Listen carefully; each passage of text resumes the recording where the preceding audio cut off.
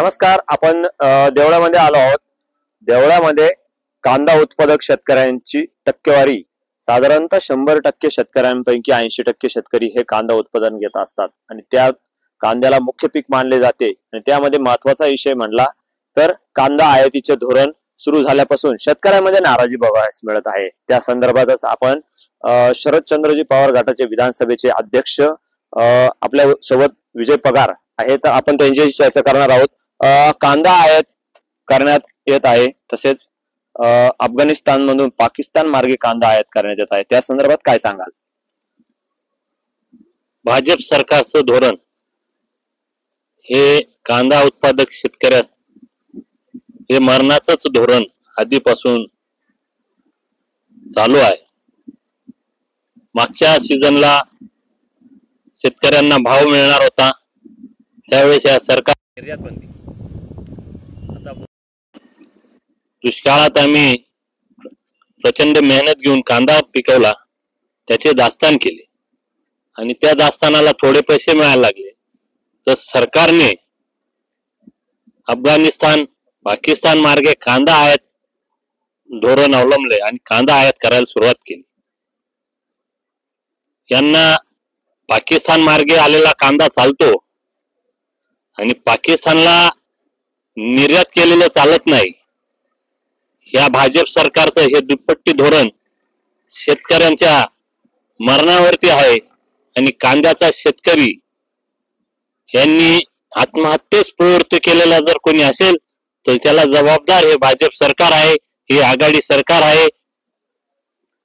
आता सध्याच्या परिस्थितीमध्ये कांदा शेतकऱ्यांकडे उपलब्ध आहे का? कांदा शेतकऱ्यांकडे उपलब्ध आहे. आपल्या देशाला पुरेल, निर्यात होईल एवढा कांदा आहे, जे एसी मध्ये बसून आणि नापेड सारखी संस्था असेल, NFC सारखी संस्था असेल, हे अधिकारी आपल्या ऑफिस मधून सरकारला चुकीची माहिती पुरवतात आणि त्या माहितीचे अधिकारी त्या माहितीच्या आधाराने दिल्लीचं सरकार बसून निर्णय घेतं आणि प्रत्येक वेळा या कांद्याचा शेतकऱ्याचं वाटोळ या 10 वर्षापासून आतापर्यंत जे केलंय ते भाजप सरकारनेच केलं. आणि आता तरी भाजप सरकारने 2 पैसे शेतकऱ्याला मिळावेत हे असं धोरण स्वीकारावं, नाहीतर शेतकरी आंदोलन करेल, आत्महत्या करेल. आणि हे जर थांबवायचं असेल तर सरकारने आयात धोरण थांबवलं पाहिजे.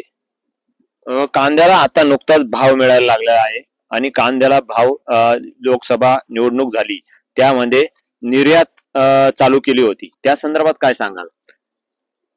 ती एक कांद्याच्या शेतकऱ्यांच्या डोळ्यातली धुळफेक होती. त्यावेळेस ही निर्यात धोरण प्रचंड अटी शर्ती ठेवून केली, त्यात निर्यात झालीच नाही. आणि आता थोडस भाव वाढला, दास्तानमुळे भाव वाढलेला आहे. त्या दास्तानच्या भावामुळे यांना प्रचंड कांद्याची तूट येईल असं कुणी एसी मध्ये बसलेले अधिकारी सांगतात आणि त्या आधाराने हे निर्यातीचं आयातीचं धोरण स्वीकारलं आहे. आणि आयातीचं धोरण एका दिवसात करतात आणि निर्यातीच्या धोरणाला प्रचंड अटी शर्ती ठेवतात.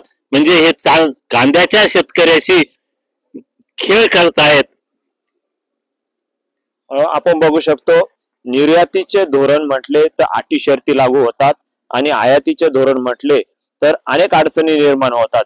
या अडचणी मोकळ्या होतात आणि कांदा निर्यात आयात चालू होते आणि निर्यात बंदी होते असे देखील यावेळेस बोलण्यात आले आहे. कांद्याच्या शेतकरी आंदोलन देखील करतील, आत्महत्या शेतकरी करतील असे देखील विजय पगार यांच्याकडून व्यक्त करण्यात आला आहे.